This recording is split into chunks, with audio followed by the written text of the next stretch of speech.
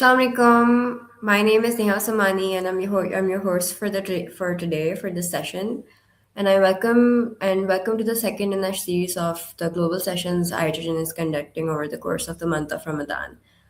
Today we're spotlighting youth leadership in action across the U.S. and Canada. Young volunteers are not just supporting Indus Hospital and Health Network; they're building university chapters, leading internship programs, and organizing fundraisers while also creating structured, meaningful impact. We are joined today by our youth leaders across North America who are driving this movement forward. I would like to take a moment to introduce everybody who has joined us today. I'll start off by Batul Siddiqui. She's our youth chapter lead from Seattle. Batul Siddiqui is a 17-year-old a youth chapter lead from Seattle and the point of contact for our remote internship program. A Friends of Indus Hospital volunteer since 2018, she brings years of dedication to the mission with strong interests in healthcare, engineering, and global advocacy. Next, we have Sarah Medina, our youth chapter lead from Washington. Sarah Medina serves as youth chapter lead for Washington. She is a third year global health student on the pre med track at Georgetown University and works as a patient care technician at MedStar Georgetown University Hospital. She also leads Georgetown's South Asian Society, combining academic focus with hands on service. Next, we have Sarim Zia. He is our youth chapter lead from Canada. Sarim Zia is youth chapter lead for Canada, who is also a co-founder of Indus McMaster and founder of Indus Canada University Program. A final year software engineering student at McMaster University, he has been instrumental in scaling Indus chapters nationwide. Along with Sarim, we also have Arij. I would like to mention her. She is the youth chapter lead for Canada as well and works alongside Sarim. She's 21. She is the president of Indus McMaster University chapter and youth chapter lead for Canada. She plays a vital role in expanding and strengthening Indus chapters across the country alongside Sarim. Last, we have Wise Umar. He is our youth chapter lead from New Jersey. Wise Umar is a fourth year medical student at Rutgers New Jersey Medical School. He is also a volunteer for Friends of Indus Hospital through the New Jersey chapter. Hi, guys. How are you all doing today? Doing well. How are you, Neha? Doing wonderful. Thank you. So we have a few sessions with you guys planned. We would like to speak to you individually about the work that you're doing for Friends of Indus Hospital. I would like to start with Batul. Um, Before I jump into asking questions, Batul, I would like to also share that she's also leading our remote internship programs. And she's recently embarked on a project for creating something innovative that's the Ambu Bag project. Before we can start off with the questions, I would like to share the video first so we can take a look at the project and then we can understand better exactly what we're talking about.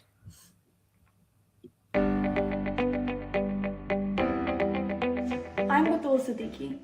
Today, I'll be showing you the Auto Ambibag, an automated portable ventilator system designed specifically with the needs of Indus Hospital in mind.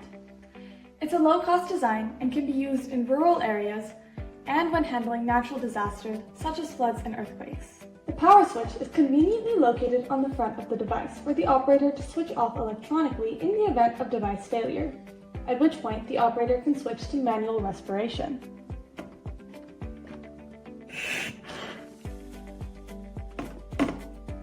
These two knobs control the breaths per minute and inhale to exhale ratio of the device.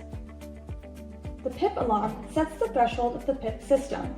The system will continuously monitor the pressure in the patient's lungs. If pressure exceeds the set threshold, the alarm will sound. The last control configures the tidal volume, the volume of air the device pushes through the automated BBM. I am Michelle Fatima and I will be explaining the mechanical components of the Auto Ambibag. We have created several of these parts using CAD that have been 3D printed specifically for the Auto Ambibag. One of these parts is the display cover that gives our device a more sleek aesthetic. In addition to that, we have these arms and squeeze pads that are mechanically attached to two gears and are articulated to provide rotational force to squeeze the BVM. On device startup, the arms home to a pre-calibrated position using a limit switch. The encoder on the motor is then used to precisely move the arms and to control the rate and volume of respiration. Here you can see how the rotating motor shaft moves the gears, the attached arms, and paddles to apply torque to the BVM. The power supply produces a 12-volt DC output. It feeds the power management module.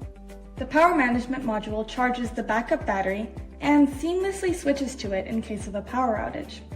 The battery can operate the device for approximately 2 hours. The power management module independently feeds the motor driver and a buck converter. The buck converter steps down the voltage to 5 volts to power the Arduino microcontroller.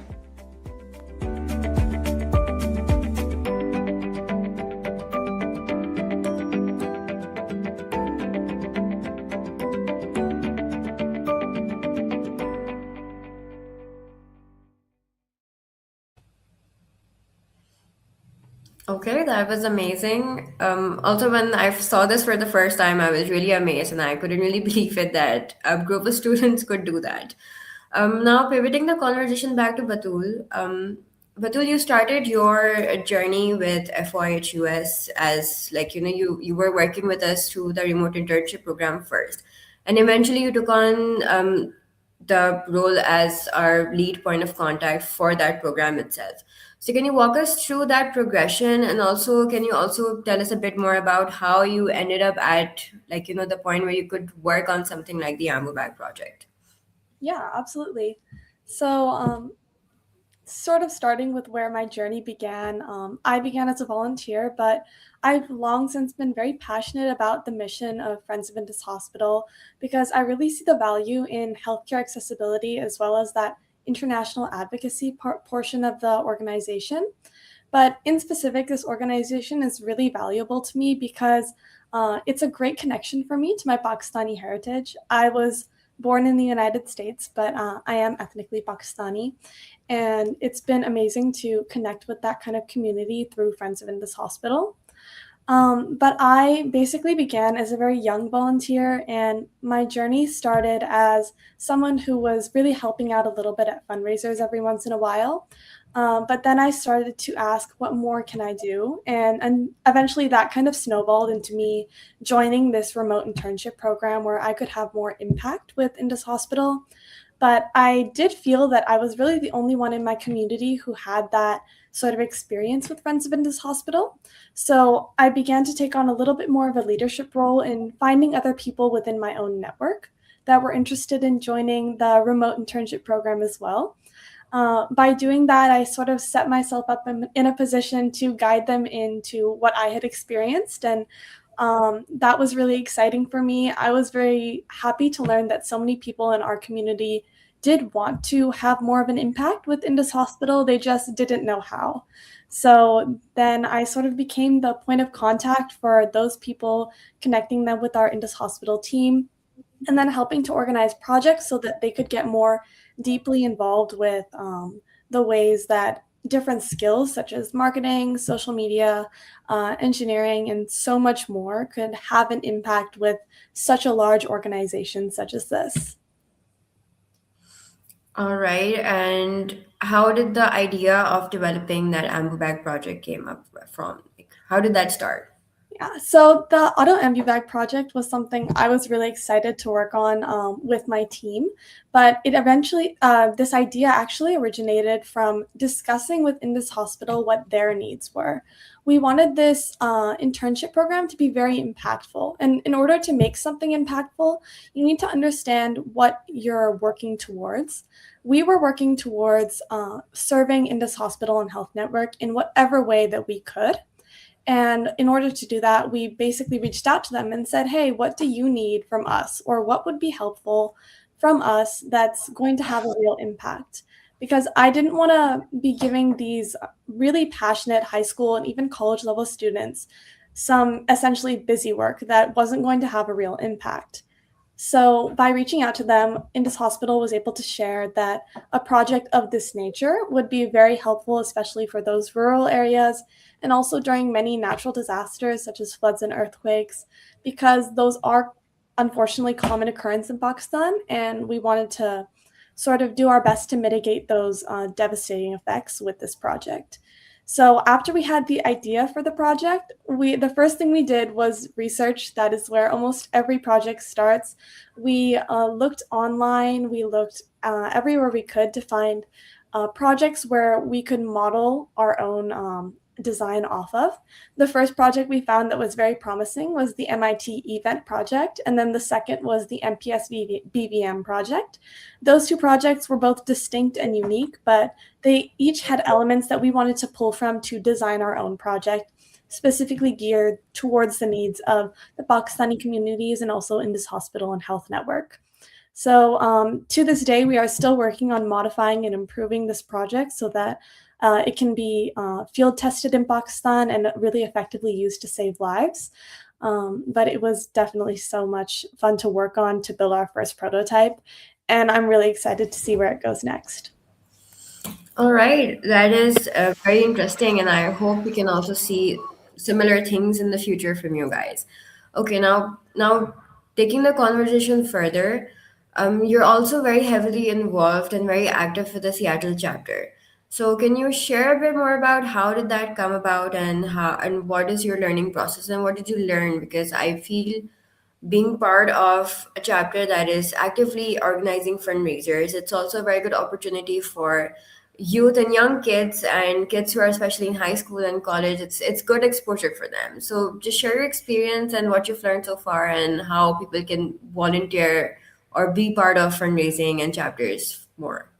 Yeah, absolutely. So for me, joining the Seattle chapter of Friends of Indus Hospital was actually incredibly natural. My family has been very well immersed in our Pakistani and Muslim community, and that really does include Indus Hospital here in the area that I'm based. So when I started my volunteering journey in middle school, it was essentially because I just realized I was old enough to do more than just attend these annual fundraisers. So as simple as that, I just asked, hey, what else can I do? And I became a regular annual volunteer. That sort of became me. That was the beginning of my journey. And from there, I wanted to continue to grow. So I started as a volunteer who would babysit in our little kid zone during the annual fundraiser. But that progressed into me actually being the person who would organize that kid zone, finding those volunteers, setting everything up beforehand, making sure the night runs smoothly. And that was incredibly rewarding. And that also progressed into me giving giving speeches on stage, encouraging donors to donate at those fundraisers. So that's how my journey with the Seattle chapter has grown so far. And I've been blessed to have been a part of that remote internship program and actually was able to share it in the past 2 years at our fundraisers to expand our remote community to larger parts of the Seattle chapter as well, which was really exciting. But overall, I think I've learned so much from every different experience that I've had. As I've grown, I've seen so many different parts of the organization and different ways that people of all ages can contribute. I started when I was so young, and now that I've grown, there are so many more opportunities available to me. And that in and of itself shows just how versatile and flexible this organization is, where even our youth have the opportunity to have such a big impact. Um, but it really taught me mostly about the process of organizing pretty much anything. I've applied the skills that I learned in organizing that kid zone at the fundraisers to organizing fundraisers at my own school, organizing iftar events for my school's MSA, organizing even project teams for school projects. These skills really translate across all platforms. And I also learned a lot about delegating, which is something I have in the past definitely struggled with. I think a lot of people do struggle with the idea of of taking something that you are very passionate about and giving responsibility to other people to kind of take that on. And I think it's a very important skill to learn, and it's important to surround yourself with a team that you trust to be able to delegate with. So that's something I learned as well. And I also learned so much about public speaking. When I first started my journey in this hospital, little middle school me could never imagine being on a platform such as this, sharing my story in this way. And it really taught me how to be bold and how to not be afraid to share my voice with other people, share my story. and that is something that I feel is really important for everyone to be able to do. But most importantly, in my opinion, this organization has really taught me the meaning of generosity. Seeing my community of people showing up for some people that they don't even know in Pakistan, people they may have never even met, showed me just how powerful the act of giving can be, and honestly, how simple it is as well. Generosity takes on so many forms, and anyone can choose to be generous at any point. So that's a lesson that I hope to always carry with me and something that I hope to embody throughout my life. Thank you for sharing that, Batul. I am a strong believer of experiential learning, and I know and I feel strongly about this because working and being in university, working, taking part in projects, it gives you a lot of exposure. So, what can people gain, like what can youth gain from joining these projects? And that also like leads me into my next question. From your experience, what do you feel and how do you feel about like the youth ambassador program strengthening IHHN's long-term sustainability, and how important do you feel it is for the youth of today, for people our age or people your age more specifically, to join a mission like Indus's mission, and to take to take this word and this work forward? Oh my gosh, I'm so glad you asked that question because I am very excited to share my perspective on it. So, first of all, let me kind of tackle what you first were addressing, which is what does this remote internship program even offer? And I would say there are no limits to what this program can offer if you're willing to really put in effort and passion into it. For one, this program gives the youth opportunities to explore their own interests. For example, my interests are in healthcare. Specifically, this program has helped me decide that the path I want to take in university is biomedical engineering because of the projects I got to work on. It really helped me narrow down the things that I really love doing and things I want to spend more time doing in university and hopefully in my own career. So it gave me a lot of clarity in that matter. And I have noted that a lot of students who have participated in the internship program have learned so much from the experience as well about themselves and also about their own interests. But it's also, like I was saying earlier, it teaches the idea of giving and the idea of, more importantly, giving without thought of what you get in return. That kind of generosity, it isn't easily cultivated. And I think that in the world that we live in, it's very important to remember that there are so many people who don't have the same opportunities as us, that don't have the same background or like benefits that we often get just from being born into the place we were born or the families we were born into. And it might not always seem like it, but it's not only just our right, but our responsibility to share what we have, share our skills, and the ways that we can give back to the rest of the world.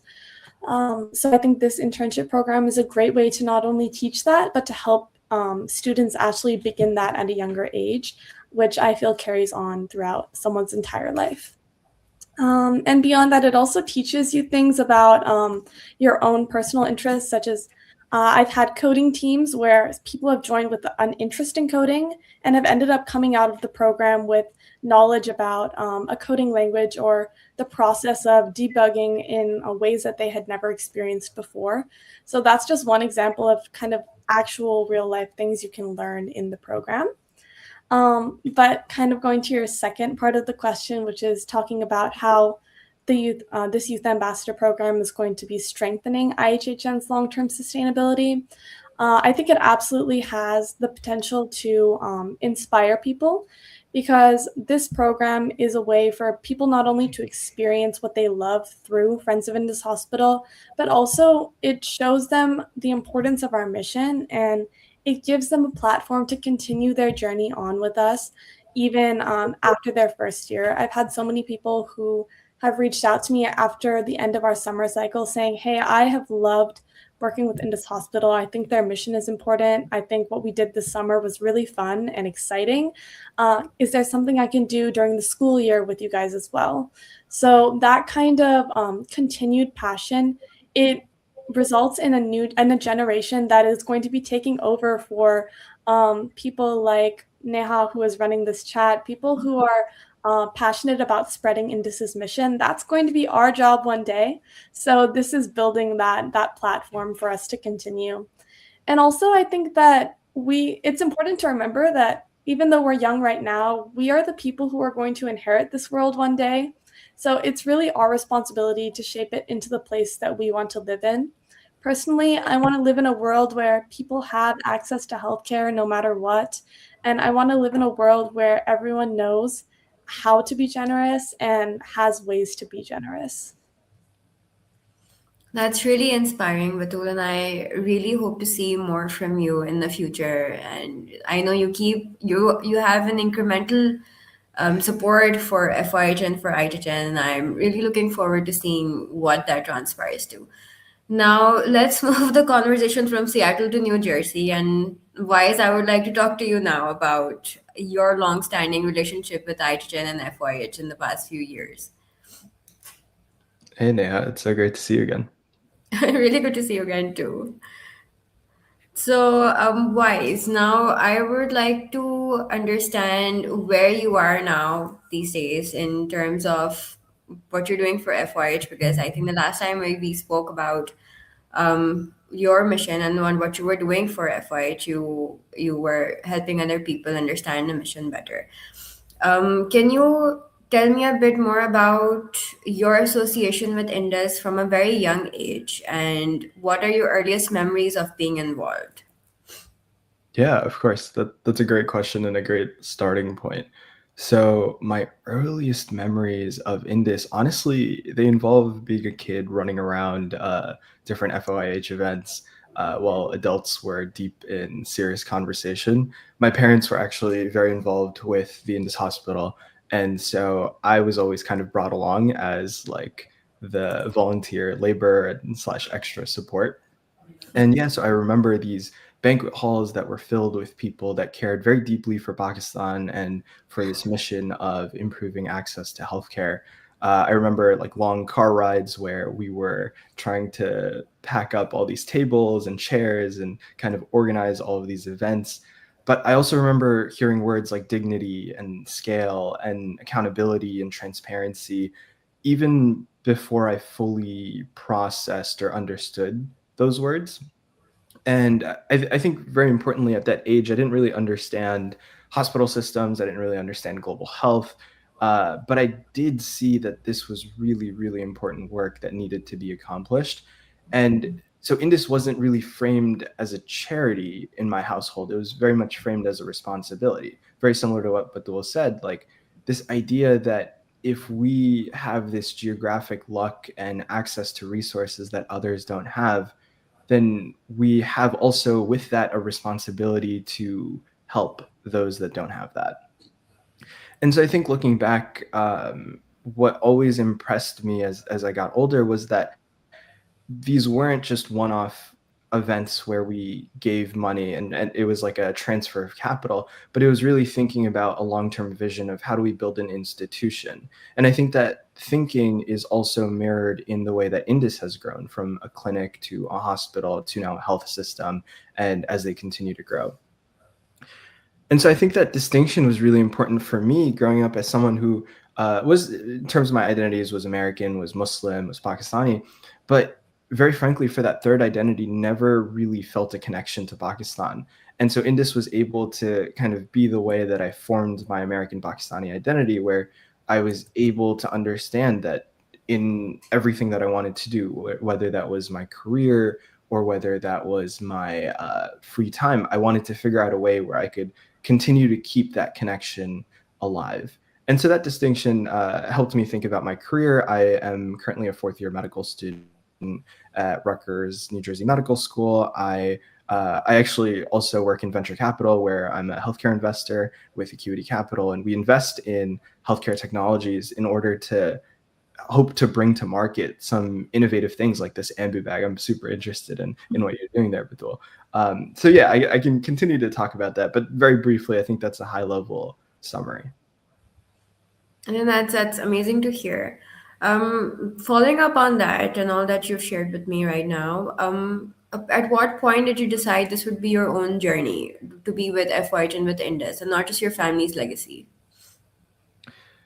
That's a really good question. And I think like when we think about identity and we think about the environments in which we're raised, there's always this shift that you have to do consciously, whether that's about larger questions about like your own religious identity or your own community identity and kind of figuring out what you want to do with your career.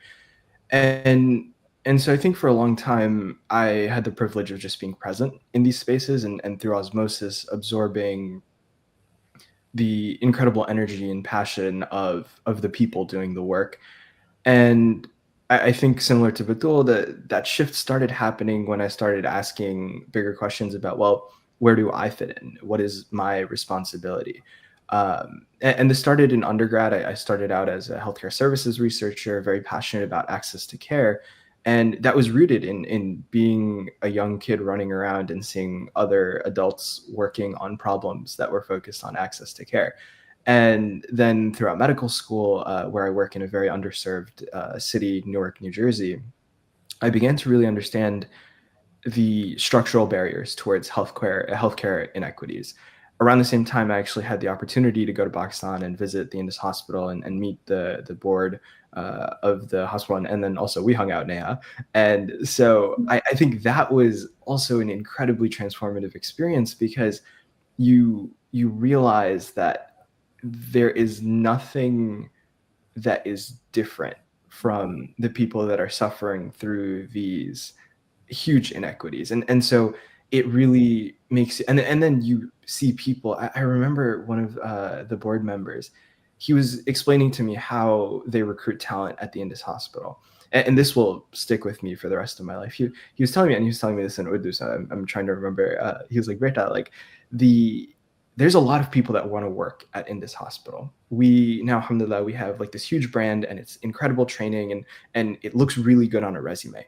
But what we are recruiting for is attitude. We really want people who care deeply about the mission and are there to serve.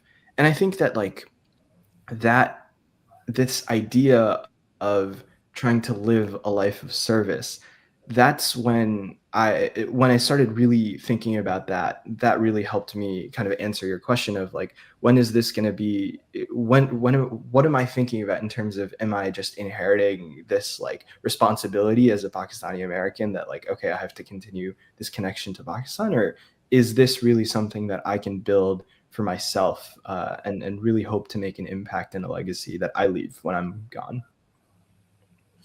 Okay, that's amazing to know, and I second that what you've shared with us that at Indus, a lot of the people, most of the people, and they're hired specifically for their personalities, and also it's also cultivated into them the compassion, the care, the generosity. So that's something that we're also looking for in all the youth that is also going to join us in the future. Wise, you've seen the transition from your parents to you, and you've seen one generation to another generation. So that leads me to my next question, which is how do you see youth bridging the gap between donor families and new generations? Because they've done their part, now it's our responsibility to do ours. So, what is that bridge, and how can we like fill that gap?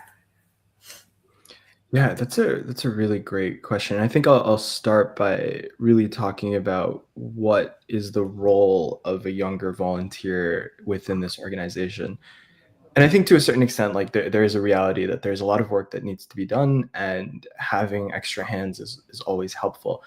But I do think as this institution grows, there's also this idea that these volunteers are cultural translators. They are people that are helping bridge the gap between one generation to another. And importantly, that is grounded in understanding the language of our parents' generation and then translating that into the expectations of our generation. And I think you see that with political trends. You see that with younger, more progressive candidates that are running in all of these races and are able to really talk about transparency, talk about measurable impact, talk about like our return on investment, like these really important concepts that I think our our generation really responds to, as well as like important issues like access to care and improving the quality and service of care. So I think there's that aspect to it. I think there's also this aspect of like technical literacy, where like technical literacy, data analysis, storytelling, I think is a really big thing that our generation really focuses on. And so I think when we think about philanthropy as a broader topic, we can see this generational shift. This next generation, I think they respond really well to vision and data and tangible outcomes rather than maybe like guilt or obligation or even long-standing tradition. So I really hope, and I see this in the events that I'm involved in, is that the youth are able to translate these metrics into very compelling narratives. And I think a big part of that is the way that Indus shows the work that it's doing. I'm This is another story. When I went to Indus, I had heard this from one of the senior physicians about how there was this time when Indus was receiving a lot of patients with lower extremity wounds, so wounds on their legs. And they were looking, and it was a little strange because it all happened within a short period of time. And so they realized that all of these patients were coming from this one specific area, this one specific village. So they sent out some investigators, and the investigators realized that the wounds were coming from these snakes that were in the tall grass. And these poor farmers that worked in these villages, they didn't have the means to afford the necessary protection like boots and things like that in the long grass as they were going out to do their work. And so the Indus Hospital realized that the the solution wasn't necessarily just treating these patients with quality care free of cost, like the stuff that we hear at these Indus events. They realized that they could just buy the entire village boots, and that completely solved the issue. The incidence of new lower extremity wounds dropped rapidly. So I think it's that type of thinking, that flexibility in approaching people's healthcare, that perspective of trying to do things that are different, that I think a lot of younger people especially can provide. And from a philanthropy perspective, bringing it back to your question, I do think that there's always room for innovation. My current job, where I'm evaluating healthcare companies and deciding whether to deploy capital, there's always new innovative solutions where people are trying to figure out what's the best way to solve this problem. The problems haven't really changed, but our ability to think about those problems, the resources we have all rapidly improved on. So yeah, I think in terms of trying to engage this younger demographic, there is so much amazing work being done, and I'm really excited to continue to be a small part of that. All right, that's amazing to hear, Wise. Thank you for sharing these insights with us, and I really hope that what you've shared with us will inspire a lot of other young people to join our mission. Now, we've talked to Batul, we've talked to Wise. I would also like to share that IHHN is not just doing a lot of volunteering work, but we're also building and is also working very hard to build its presence in universities. And one such effort has been successful in University of Maryland. We had Ishal visit the IHHN campus from there, and we would like to share a video of her visit to the campus. And she would like to share, like, that video shares what they've been able to do in Maryland for IHHN. Assalamu alaikum. My name is Ishal Ahmed, and I'm a student at the University of Maryland College Park in Maryland. And I'm here today visiting Indus Hospital. My Pakistani Student Association back at the university has been working with Indus Hospital the past couple of months to help fundraise for the hospital as a whole, so that we can truly help the patients and the people here serve each other. Now, as a student myself, I have seen firsthand where all of these funds are going and how much happiness and joy they've been bringing into the patients' lives, especially those that are pediatric ones. And I strongly encourage other people, especially those at other schools, to do the same, whether that be starting an initiative or partnering with the hospital themselves. I think that there's truly so many ways to make a difference here, and if I could find a way with my school's Pakistani Student Association, I know that others can too. Thank you.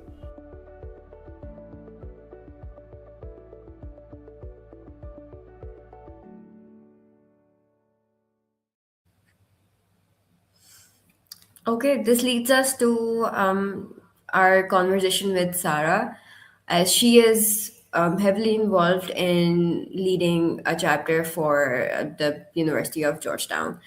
Sarah, hi, how are you? Hi, good. How are you?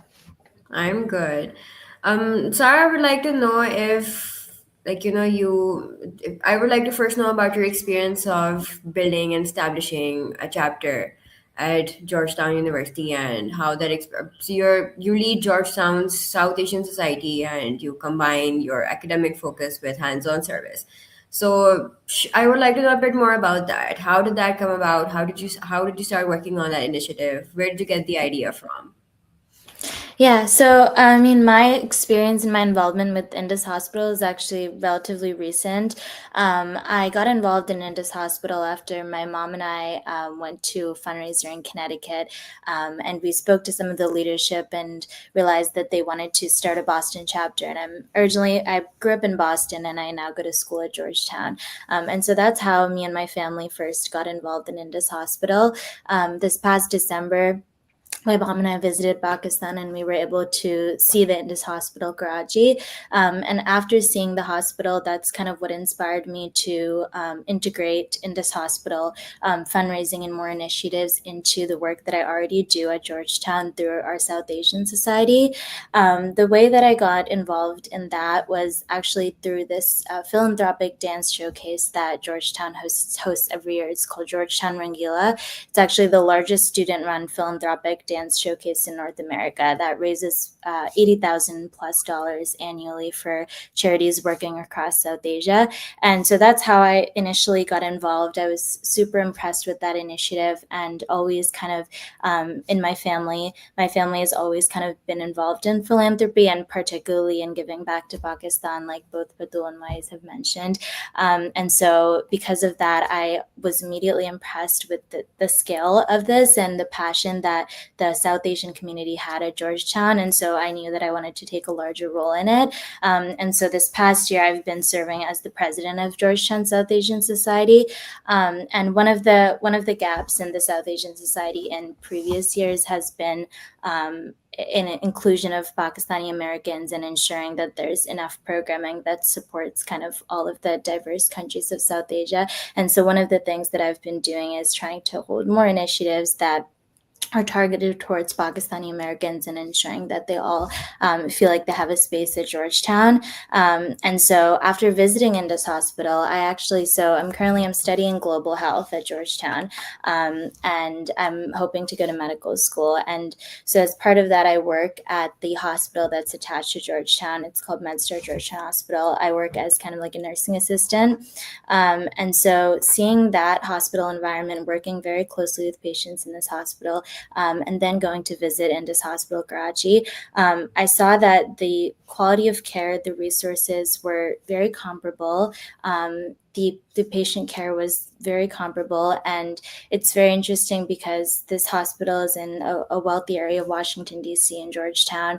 The patients we're serving are vastly different, but the quality of care and the resources and equipment and everything was comparable at Indus Hospital, and it was just absolutely amazing to see. And I think similar to what Wais was saying is that I think what really sits well with our generation is knowing kind of like the metrics and the impact that we're making versus kind of like an obligation to give back. And I think that's what I got out of my visit to Indus Hospital. One of the things that I really enjoyed hearing about that I thought was amazing was how in the chemotherapy sessions for pediatric oncology patients, they not only handle the treatment, but Indus Hospital also kind of looks at that patient's background, like are they getting a proper education, do they have stable housing, and then they then take care of all of that before they send that patient home. And I think that takes care of a lot of the root cause things that would contribute to these patients continuing to have to come back in an acute crisis.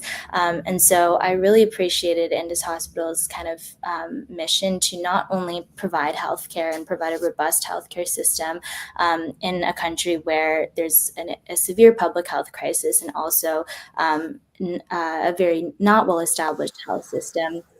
I think that not only providing healthcare, but also really establishing this like root cause, and tackling the root cause, I think is so important. And so that's how I became super passionate about Indus's mission, and it aligns really well with my interests in global health and giving back to my Pakistani American heritage.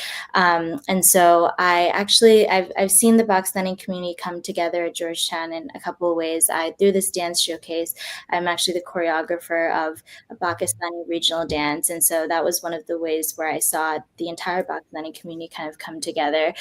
We also held a conference here at Georgetown, an academic conference on Pakistan and the Pakistani diaspora. And that was also a time where I saw a lot of young, eager Pakistani American volunteers ready to kind of give back to our heritage. And so I saw that. And then after visiting Indus Hospital, I was like, I know that I know that I can already think of so many people who I think would be interested in kind of helping me lead this mission and bringing Indus Hospital's mission to Georgetown. And so I reached out to those people, and we kind of started meeting and thought about like what can we do beyond just fundraising, like what can we do to make an impact. And so we've kind of started with brainstorming things like doing like of course doing crowdfunding and fundraising and things like that, but beyond that, kind of establishing more research collaborations with Georgetown. We've actually had a Georgetown student conduct research at Indus Hospital, so kind of like further establishing that. And then we also are kind of thinking of doing some letter writing campaigns, writing letters to patients and having them sent to Indus Hospital. So those kind of things I think give students a really tangible impact that they're making versus making a one-off donation, which I think makes a huge difference. And so yeah, that's kind of like my journey and how I got involved in Indus, and how I became inspired to start a chapter here at Georgetown. That's amazing, Sarah. And talking about societies and clubs, and that's a very like that's a monumental experience one can gain in universities and their colleges and university and their academic journeys. You're leading the South Asian Society, and then that's very fascinating. So, would you tell me what's the most interesting, what's the most fascinating part of being president of the South Asian Society? And do you guys have any specific Eid holidays or any Eid specific events planned? Anything that's not specifically just religious, but that's also cultural? Yeah, it's a very good question. And actually, honestly, before coming to Georgetown, I didn't have a large Pakistani or South Asian community growing up in my hometown. So it was really only after coming to Georgetown that I was able to kind of fully embrace my identity as a Pakistani American. So I think that organizations like student organizations like this that bring together Pakistani South Asian communities, I think is so important, and that's one of the main things that I've gotten out of being president of the South Asian Society. Some of the things that we do that are more cultural events. We hosted actually just last night. We hosted an iftar dinner, and the iftar we raised money for Indus Hospital, and it was the first time where it was a larger iftar. We invited different faith organizations, and so we had like about 150 people, 150 students come. So it was a great success. We usually also do a Chandrat event, which is also kind of philanthropy is kind of central to I think it's central to Georgetown's mission. And so it's kind of central to every event that we have. So we always kind of have some kind of philanthropic component. So we do a Chandrat event night before Eid, and then we do actually like a mock shadi. We do as well at the end of the year. And again, there's like a philanthropic component to that where we kind of choose a charitable partner and encourage students to donate. So I think that while we host a lot of cultural events, philanthropy has kind of always been central to our mission. And I think another thing that I've been thinking with Indus Hospital, that is something that South Asian Society is also been trying to do is kind of elevate more academic conversations about Pakistan, about South Asia. So, for example, like hosting more kind of academic speaker sessions on the public health crisis in Pakistan, on the healthcare system of Pakistan, so that those who are involved in donating to Indus Hospital or in initiatives in Indus Hospital not only are kind of coming to our events and like buying from our bake sale or things like that, or writing a letter to the patient, but they actually understand the public health crisis and the healthcare system behind what makes this necessary, and why these patients are receiving care at Indus Hospital in the first place, which I think is so important to kind of encourage students to become sustainable partners with Indus Hospital. So All right, thank you, Sarah. I think that's really inspiring for kids who are joining clubs and societies. And being having done my bachelor's and master's both, so I know how important it is for kids and for students to be involved heavily with societies and clubs. So I always recommend joining some organization at university and college level. Now, talking about universities, I would also like to move on to thank you, Sarah, for your time, and I would now like to engage Sarim in the next Q&A conversation session. Sarim, thank you for joining us. You have been our rock in Canada along with your team for a while now. So, starting off with our first question, you've led the Canadian University chapter outreach, and so I would like to know what is the inspiration behind this, and how did this start, and how did you get involved in that? Absolutely. Thank you so much for having me, Neha, and Indus. So with the Indus University program, I actually wasn't even the one who started it. So I was back in first year. I was in PSA, and I kind of saw what was happening in the community, and we were kind of supporting different charities. But with PSA, there wasn't a specific charity we were kind of focused on. And being a McMaster, being in Ontario, we have such a diverse community, with the MSA, with Islamic Relief. There's so many different clubs at McMaster. I thought there was room for one more, but I didn't know how to get there. And so I found out about somebody who is actually starting Indus at McMaster. And so I ended up applying to join the club as an events director. I got into the club, and I just kind of saw that there wasn't much happening beyond kind of just starting the club. And I felt that we could do more as a club. So I reached out to the president, and from there we were able to start this conversation about, hey, what can we do more to take this further and to expand Indus within McMaster and make it a bigger club.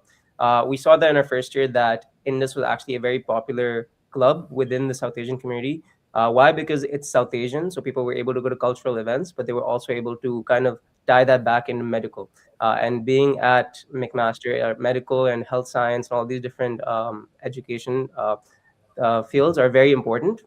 And so having a medical club that was tied back to Pakistan was a huge contribution to McMaster. And so a lot of people wanted to join the club, and we saw over 100 applications to just have associates on our team as a director.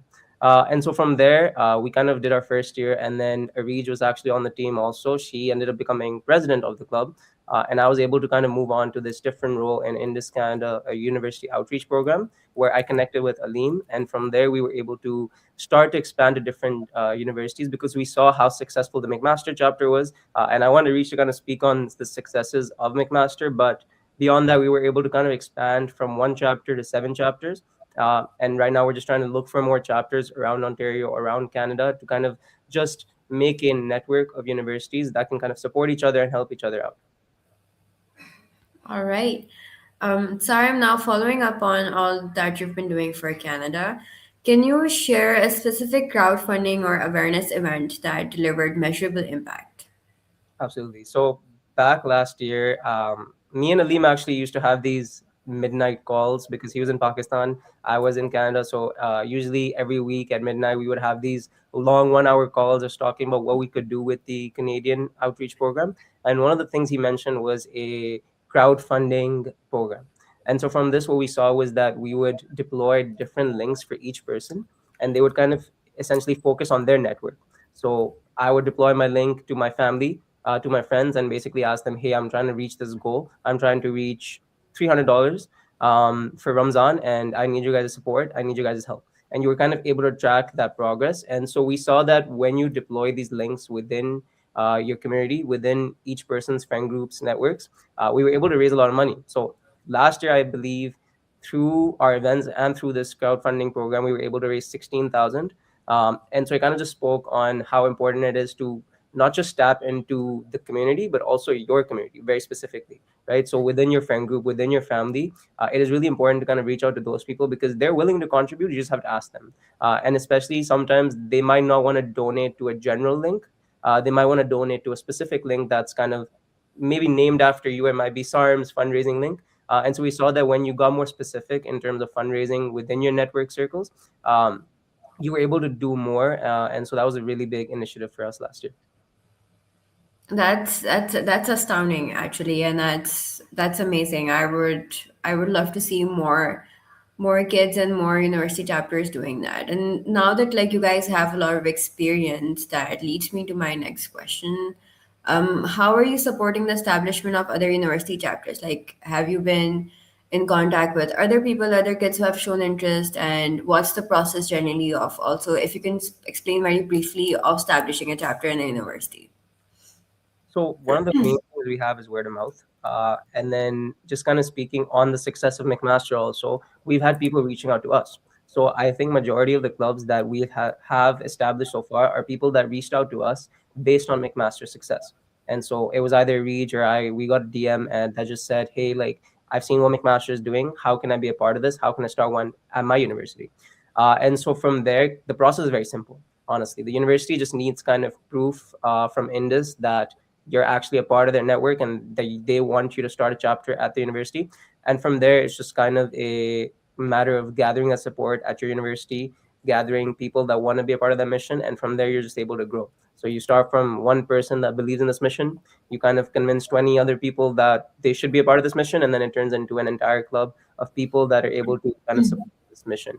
And then beyond that, supporting them, the biggest thing we've done is provide them resources directly within Indus. So having that conversation with Aleem, having that conversation with different members at Indus Canada, they're able to kind of guide those people and kind of explain to them what we're doing, why we're doing it, and how we're doing it. And so I'm kind of able to kind of just make that bridge and bridge that gap with Indus and those kids at universities in Ontario. And then beyond that, also just going off of our experience at McMaster, we're able to kind of do one-on-one sessions with these people. They might not have experience starting clubs, and so we're able to kind of take our experience at McMaster and apply it and answer any questions that they might have with starting a club. All right, and thank you for sharing that, Tarim. You and Arich work together, right? So Arich, then my next question is for you. Sorry. What leadership skills have you developed while coordinating with multiple volunteers and like to be able to manage so many people together? Yeah, for sure. It's kind of crazy because when Saram and I started, he kind of mentioned that it was like 5 or 6 of us at events, and it was 5 or 6 of us on the team trying to plan everything together. But alhamdulillah, this year we've grown to 30 people on my team, and we've divided it very differently. So we have people who coordinate the events, and then people who coordinate the outreach, and then the marketing and our social media presence. And I think the biggest thing I've learned is that you have to see who has the passion for what you're working on. So I think our team of 30 people, there's a big group of people that are very passionate about Indus and the cause, and you can tell by how much work they put in. And I think it's also important in a room full of 30 people, we have meetings every week, but it's mostly me just talking at them. So what we've started to do is we have different people each week that'll share and kind of lead the discussion. And I think it's very important to hear out everyone's voices, the students and even the people attending our events, because we have done a bunch of events, and taking feedback from the students that come to these events have helped them make them more successful, and then our fundraisers as well. Yeah. All right, and being in contact with so many people at the same time, it must also bring a lot of amazing and great ideas on the table for activities.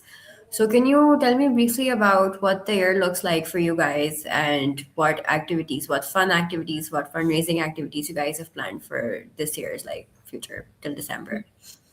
So far we just had a bazaar for the start of Ramadan, and that was really successful. We had over 12 vendors, most of which were students, and we had almost 200 people come out to the event, and we were able to raise a lot. And coming up, we actually have an iftar collaborating with different different charity clubs at McMaster, including the Citizens Foundation and Islamic Relief. And then we have a Chandrat that we do every year, which is like a girls only event that we have where girls can come in and get their mehndi done. And all of these events are more culture focused, but we do tie it back always to the main cause. And our main goal is to raise awareness within the community. So I know for university students, it is harder to donate big amounts of money at a time, but our biggest goal is to raise awareness about Indus's mission so that they can use their individual fundraisers that we have set up for them to try and donate money and fundraise money in any ways that they can. So we do have those planned for now, and we're hoping to plan more, inshallah, but that's what we have planned so far. All right, and this is a question like I'll move back to Sarim, and I would like to ask him about like this how like you have a program and you've spent so much time and energy and like taking it forward. So what are you planning in terms of scaling up the program in universities and also I love watching sporting events. So specifically, do you have any sporting events planned for the year? Okay. So in terms of scaling it up, the biggest thing we wanted to do was set actual feasible goals, so measurable goals, and that might be on the form of each chapter needs to raise at least $5,000, right? So if we're able to raise $5,000, you kind of are able to add that up with 10 different chapters, and that kind of adds up to a much bigger number. But even beyond raising a certain amount of money, as Rage mentioned, we're not here to just raise money. We're here to raise awareness because a lot of my conversations with Liam, he mentioned that it's not about how much we're able to raise right now as university programs. It's about how many people we're kind of able to spread that mission to, and how many people we're able to convince that, hey, Indus is a very good charity to work with. And so beyond what we're doing with just raising money, we're trying to start this in as many chapters or in as many universities as possible. And so the goal is that at one point, inshallah, that every university in Canada has an Indus club, whether it's as big as McMaster, whether it's as small as just a few people. At least it's in every university where the Pakistani community in every university is able to kind of hear about the mission.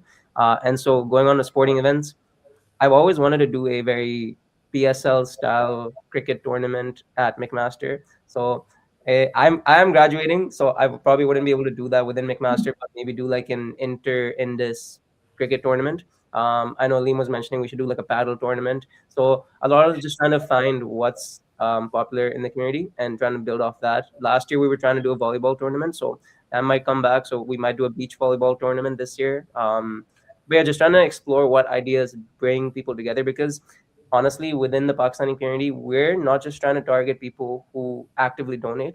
We're trying to target people that might not know where to donate, what to donate to, what donations even are. Because there's a lot of people who just haven't heard of different charities and they don't know the concept of donations and zakat. So our biggest mission is not just to educate people who are actively donating to different charities, but also to target the people who might not donate. So that's why you might see more cultural events that pull in different people. So yeah, our goal is just to target as many people as possible. So with that cultural aspect, we're able to bring in people of all different genres and yeah. All right. It's been really inspiring talking to all of you. You've shared quite a lot in terms of what you're doing for your designated clubs and societies, for your own chapters. You're leading your own sections of chapters for FYH Canada and IHHN. So that's a lot of inspiring conversations. I would also like to ask a few fun questions from each one of you. So I would start with Wise. Wise, what is the first thing you reach for at iftar? I know this is very random, but I think after such a lengthy conversation, something like this is necessary. Yeah, for me it's water. I think I'm just like it's really important to hydrate. So that's my favorite first thing to reach for. All right. Moving on to Sarim, what's your personal iftar weakness? So the one thing you say like just one, but end up having five. Good question. As funny as it sounds, it's not a food, it's a drink. I'm a very big chai lover. So I need at least like even for Sari, I like get up at like 5 a.m. I have chai and then I sleep like 20 minutes later, which is kind of crazy. But then at iftar, I need another chai and then I have another like chai before I sleep again. So I need to meet my quota of 3 chais a day. Otherwise, I can't function. So, yeah. That's highly relatable. I'm a big chai person. Okay, Batul, you're a samosa person or a pakora person? Oh, samosa. All the way samosas. They are incredible. I will have, if there is a samosa in front of me, it will be gone in the next couple seconds. That's very core Pakistani. Okay, Sarah, you're an early eat shopper or you leave everything for the last minute? Leave everything for the last minute. Okay. Yeah. Arich, when do you start thinking about Eid outfits? The first of Ramadan or the absolutely last day? I think my mom starts thinking of them for me, and she's been sending me links the past week of different dresses she wants me to see and pick, but I'm very last minute. Okay. All right. I wish we had more time to keep asking fun questions and get to know each other. But I would like to thank all of you from the bottom of my heart for your grace and your generosity, and you have unbelievable compassion to be able to work for FYH, for Indus Development Foundation, and for Indus Hospital. You have unbelievable hearts, and we are very grateful to have you guys on board and to call you a part of our team in our future. I would like to, before we close our session for today, I would like to also just briefly mention something that is also part of the youth development program, like all of this, like when where we involve youth. We have a training program that happens here at Indus at the Karachi campus twice a year, one in summer and one in winter. That's our youth training program. That takes place over the course of 8 days. It caters to kids from the ages of 13 to 22, and that's where we invite them. We ask them to come here and experience everything in real time of how we run operations at Indus Hospital, and not just in terms of operations of finance and marketing and HR and how things function, but also to see in real time how people who work here are compassionate and generous and care for other people. So we try to showcase and explain our core pillars through taking the kids who have come here and who will come here in the future, inshallah, through our sessions that we organize with them. We've had two batches so far in 2025. We had a total of 24 students who interned with us over summer and winter, and their experience for us and for them was also phenomenal. So, just before we close this, I would like to show a recap video of one of our batches. So, it gives everybody an idea of exactly what they can look forward to.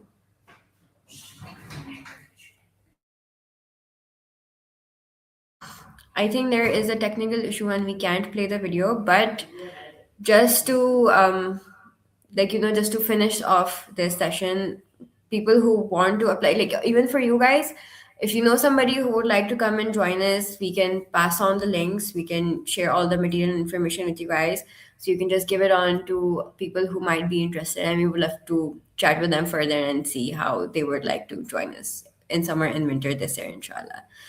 Okay, thank you guys for today, and inshallah, hopefully, I will see you guys again in the future in Pakistan when you guys visit again. And thank you to all of our viewers for watching. Thanks so much, Neha. All right, thank you. Allah Thank Hafiz. you. Thank you so much. Thank you. Bye.